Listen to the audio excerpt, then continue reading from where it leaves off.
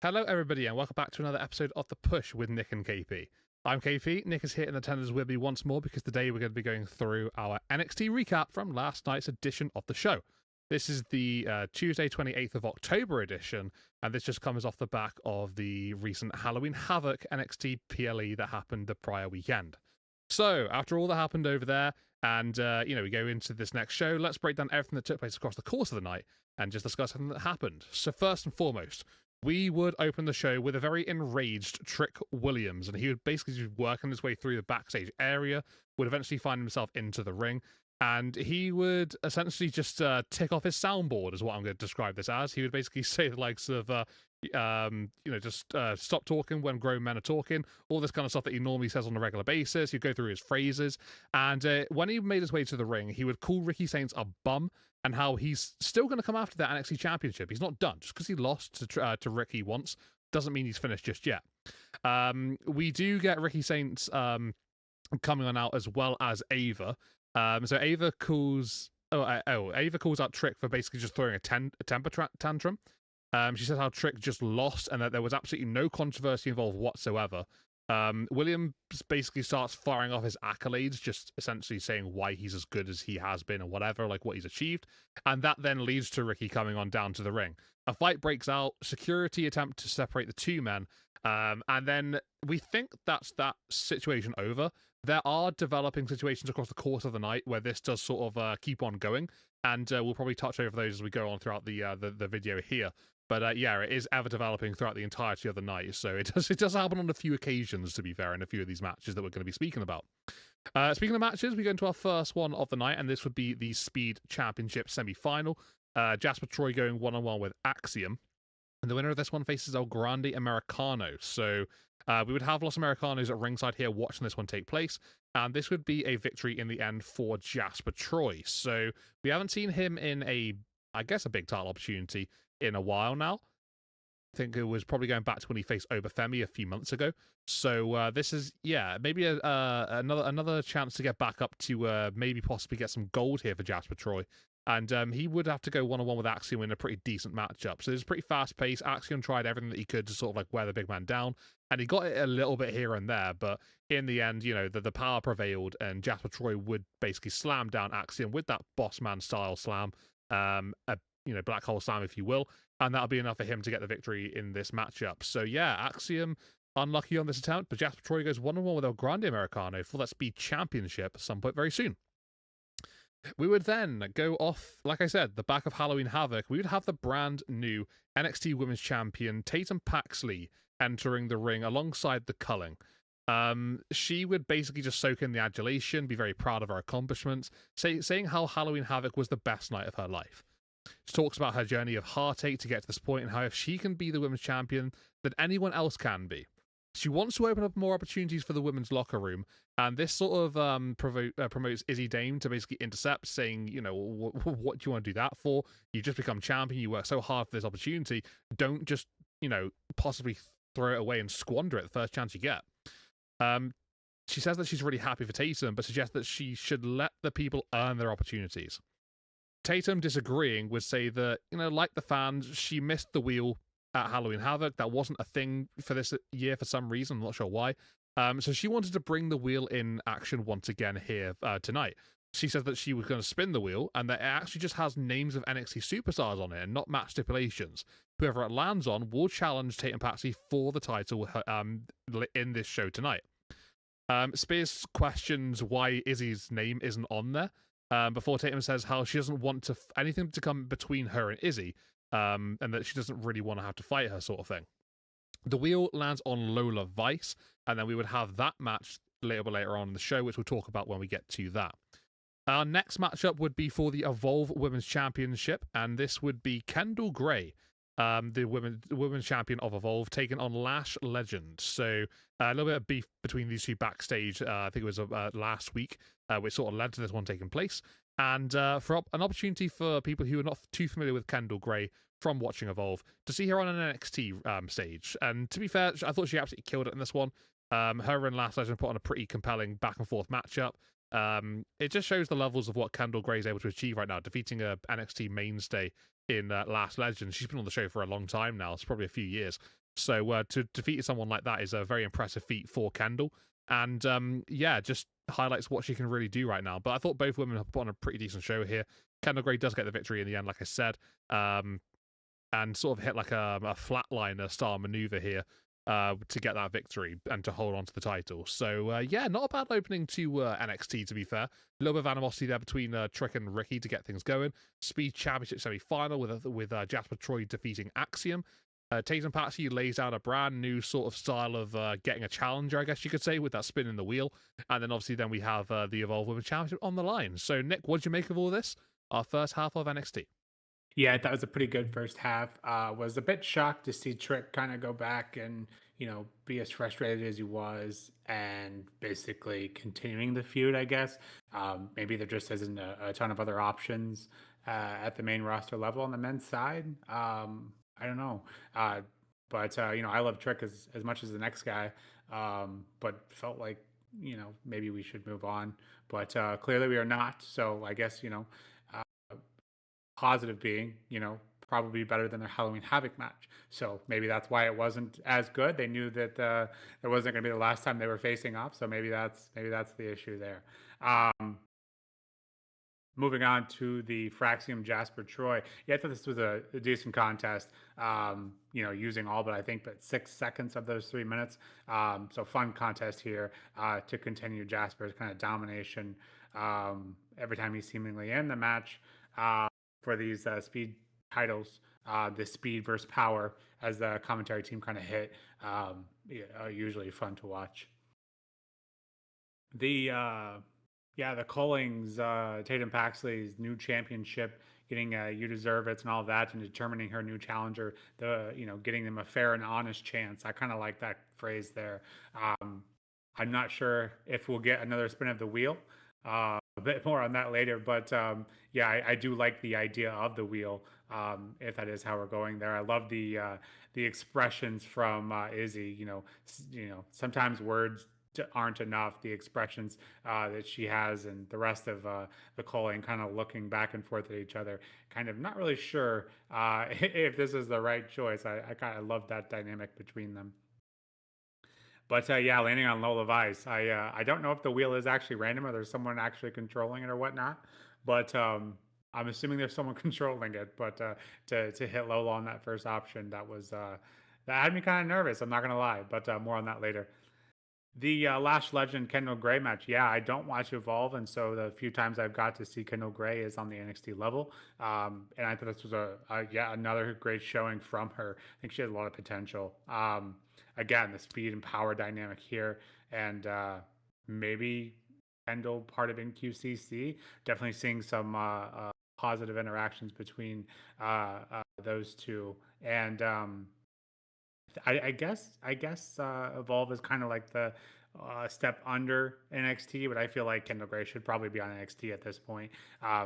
She looked really good here, as did Lash Legend. I think I've seen some back and forth through the IWC about Lash Legend shouldn't be losing to Kendall Gray, but I think she dominated a good portion of this match, and definitely looks strong here. And Kendall Gray, just got enough to get the win over her. So no issues with that for me. But I think both of these talents clearly have a very high ceiling.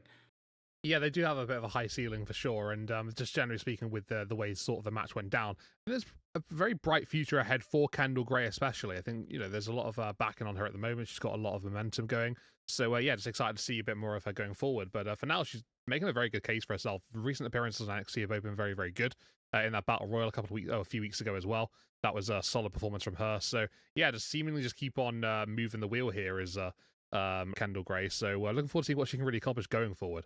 Speaking of going forward, though, let's go into our second half of NXT, and we would then follow up the rest of the action for the rest of the night with our next match being Miles Bourne going one-on-one with Tavian Height. So two former members of the No Quarter Catch crew, obviously going off this on their own, being in singles competition. And we would have a decent enough one-on-one match between these two guys, and we know they can go in the ring, so it's not really too much of a surprise. They're having a good matchup, then we do get Josh Briggs coming down to ringside. And he at one point, he goes on to commentary for a start, And at one point, he even offers a distraction in the contest, more so for Tavion Height, which is quite interesting.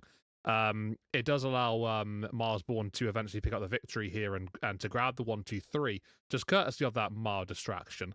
But then post-match, the situation doesn't really stop there, because Briggs gets up in the face of Tavion once again, attacking him and sort of like keeping him away from the situation. That leaves Miles Bourne in the ring. He's sort of like, just not really celebrating at this point anymore. He's sort of watching on this brawl as it's going up the ramp back to the stage. And then, just as I mentioned earlier on, we have an ever developing situation across the course of the night. This is part 2 of the situation, because we would get Trick Williams and Ricky Saints just appearing once again, and they would be brawling with each other once more. So security have to try and separate the two men once again here, just try and like stop that situation from getting even worse, I guess. So yeah, that was the second installment of that. More to come on that situation as we still go on across the course of the night. Then we would have that matchup that we alluded to earlier on with the spinning of the wheel. Tatum Paxley would put her championship on the line, the NXT Women's title, up against Lola Vice, the one that would be span on that wheel. I don't really have too much to say about this matchup, because honestly it didn't get to go too long. It was probably only a few minutes long, I would say. Started off decently well, I suppose, like it's a little bit sort of progressive the way they were working things out. And yeah, it was mainly more about what was going to be happening, midway through this contest, because as the matchup's taking place, we see Fatal Influence coming down into the arena, and they would storm the ring, and they would basically just make sure that the match ended in a no contest. So JC Jane obviously very unhappy that she lost her NXT Women's Championship at Halloween Havoc, still not completely done, and wanting to forget about the situation. Yeah, they lay waste to both Tatum Paxley and to Lola Vice, and clearly looks like they want that NXT Women's Championship back in Fatal Influence. So yeah, unfortunately the championship matchup didn't get to take place properly, but yeah, I guess we sort of know where this is roughly heading as we go along. I think a tag match was announced for next week, which would see the Fatal Influence trio taking on Tatum Paxley, Lola Vice, and Izzy Dame. So she was also caught up in the melee here between the Fatal Influence disturbance. Going into the next matchup then, and our final match of the night, it would be a one-on-one contest between Kalani Jordan and Jordan Grace for the TNA Knockouts Championship. So this is our main event of the show.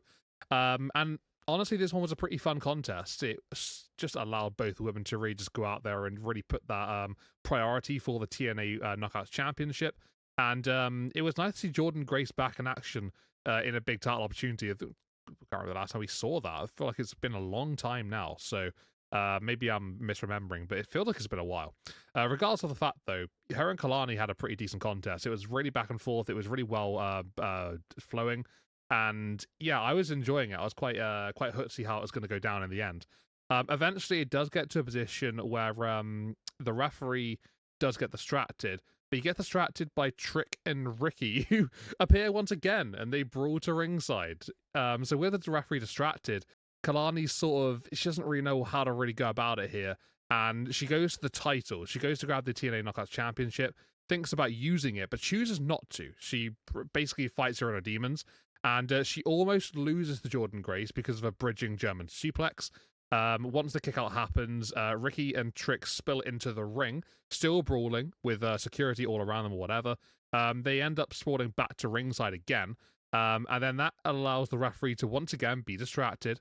And with Jordan Grace still not quite around the situation here and really knowing what she's doing, Kalani Jordan gets back up to her feet and grabs the title once more, but this time she doesn't hesitate. She grabs that title and she smashes it across the face of Jordan Grace, and that'll be enough to get the victory here in the end, to get the 1-2-3 to retain her championship. So with the TNA Knockouts Championship stuff all sorted and done there, we would then have Trick and Ricky obviously taking full center of attention again once more. And they would end up smashing each other through a wall at ringside, the classic one just below the crow's nest there. And that would then see Ava come on in and announce that she's had enough of these two across the night brawling from time to time, and she would basically announce an NXT Championship last man standing match for 2 weeks' time at Gold Rush. So yeah, quite a big matchup announced there from Ava. Obviously, like we said, this situation clearly wasn't over. We thought it might have been, but now it does make kind of sense to why that match wasn't quite so good as it could have been. So yeah, we do have a second installment of Ricky and Trick. So look forward to seeing how that one does take place. But Nick, chaotic second half of the show, right? Trick and Ricky just getting involved all over the shop here. Fatal Influence, clearly still very frustrated with the lack of the NXT Women's Championship around JC Jane's waist. And yeah, Tavion Heights and Mars Bourne having a matchup, as well as JC Jane. No, sorry, Kalani Jordan and Jordan Grace. Yeah, there's quite a few things to go through here in our second half. Yeah, a lot going on, and 3 title matches in one night is crazy. NXT is just always firing on all cylinders. The Tavion Heights Miles Bourne match I thought was interesting, and Booker T kind of said it best, and felt like it was too friendly. I get it; these guys are friends, but the constant grabs and roll ups for what felt like 90% of the match felt like maybe that was a bit too much. Felt like the match, kind of suffered because of it. But then Josh Briggs coming out and eventually getting or trying to get involved, getting ahead of them, both Miles and Tavion there. Uh, you know, yeah, not the biggest fan of that one, but I guess Miles gets the better of Tavion this time, for whatever that's worth. And then after the match, Josh Briggs uh, comes out and attacks, takes out Tavion as Trick Williams comes out and takes out Bourne, and once again calls out Ricky. So that was quite the bit through that from them throughout the night. But yeah, for the match itself, it just didn't really do it for me. But the Tatum Paxley, Lola Vice match obviously was, as you kind of alluded to, didn't feel like it was enough to kind of properly give a rating or anything. But I was kind of surprised Fatal Influence didn't come and show up from the first promo that Tatum had. So to see them here wasn't a huge surprise, but just the fact that it took them that long, I guess. But yeah, I'm not gonna lie. I think Fatal Influence and the Coling rivalry could do wonders. Obviously, next week we're gonna have the 6-woman tag between Fatal Influence and the Colings, Tatum Paxley and Izzy Dane and Lola Vice as well. So I think maybe, like I said, I'm not sure if we'll get another win, another wheel being spent next week, but I like the idea of it, and I think Fatal Influence just has a way about them. They feel like as soon as they're entered in something, they make it seem a bit bigger and a bit better. Uh, but yeah, that whole moment, I guess, was good enough. And I don't think we hit it on the reactions video for Halloween Havoc, but that Gold Rush event they did announce for November 18th and 25th, between titles being defended between NXT, Evolve, TNA, and AAA. That's a ton of fun. I'm looking forward to that one, and kind of help bridge the gap between now and NXT deadline, which is more than a month, which is pretty unusual for WWE. So, like I said earlier, always something going on in NXT. One of the things I think I admire most about them is there's never a dull moment and things are always happening. Um, Getting into the main event between Jordan Grace and Kalani Jordan, yeah, I thought this was a pretty good contest. Obviously, between two of the best NXT talents on the women's side, dueling, Lonnie and Jordan chance, NXT and TNA chance. Um, Jordan trying to get that fourth. I didn't know she had held it 3 times already. Fourth time holding that TNA Knockouts Championship. And the knee of Jordan definitely coming into play there. Several spots in the match, and Kalani definitely taking advantage of that. I wasn't a huge fan of the Trick and Saints brawl kind of interfering with the match, but obviously Kalani took advantage of it, grabbing that title twice. First time didn't do it. Second time ended up doing it, knocking out Grace. I thought that was a chaotic ending to an otherwise pretty good contest. But yeah, then Ava setting up that last man standing in 2 weeks. And like we said, hopefully that's better than the match at Halloween Havoc. I'm sure it will be. But alas, if that was their intention to not have a banger, if you will, maybe that shouldn't have been the main event of Halloween Havoc. But regardless, a really fun NXT, 3 women's title matches, a brawling Ricky and Trick throughout. Thought that was fun as well, and a couple other good contests to boot. So I give this one an 8 out of 10. nothing but consistency from NXT. 9 out of 10 times, you're going to get a pretty good episode. Yeah, it's safe to say you normally do get a good episode with NXT. It is normally all about consistency, so that's completely fair enough. I do agree with you what you were saying about Trick and Ricky. I think it probably was taking a little bit of the shine away from the matches that were on at the time, especially with Kalani and Jordan. But yeah, obviously it played into the result and the finish. So I guess you could argue that there was a reason for it, and that's why they went down that route. And we do see, a bit of a heelish side of Kalani coming from that. So maybe some character development in that sort of sense. Yeah, you can maybe argue that. So I guess it does have some positive lights in there. But I definitely I do kind of agree that it does take a little bit of the shine away. But yeah, in terms of this episode of NXT, I would agree with you. I think it was quite progressive in a lot of parts, and we do sort of look forward to NXT Gold Rush, like you said, mentioned with the triple of promotions being involved. So that's going to be quite cool. Looking forward to seeing how that does play out here with all those championships and titles and stuff. So that could be pretty sweet. But yeah, in terms of this episode itself, I probably would agree with you. Probably about a 7.58. I think if I had to say, I'd probably say an 8, maybe perhaps.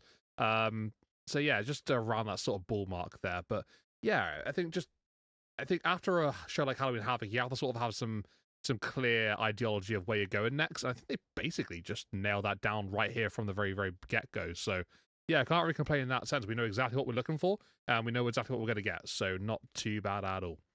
But for now, guys, that has been everything for us at the push with this episode of NXT.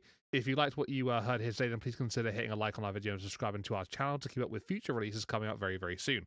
Also, please let us know in the comments what you thought, whether it's good, bad, and different. We'd love to hear everything you guys are thinking about our content and just generally about the NXT show as well. If you have thoughts about what it went down, then let us know.